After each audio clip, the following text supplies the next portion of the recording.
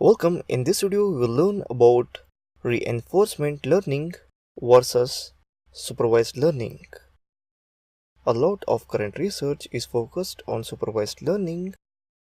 Reinforcement learning might seem a bit similar to supervised learning, but it is not.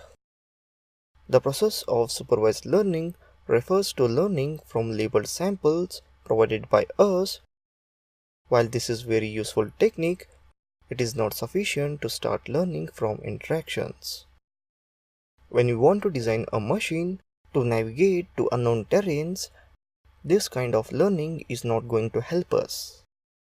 As you can see in the image, there it's showing how reinforcement learning and supervised learning works. We don't have training samples available beforehand. We need an agent that can learn from its own experience by interacting with the unknown terrain. So this is where reinforcement learning really shines. You can see that in this image contains all the files. The network receives some feedback from the environment. The feedback is only evaluative.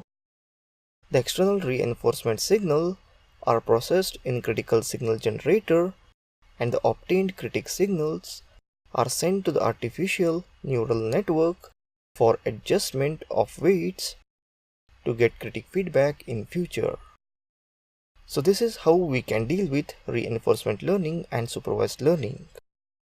So that's it in this video on reinforcement learning versus supervised learning. Thank you for watching this video.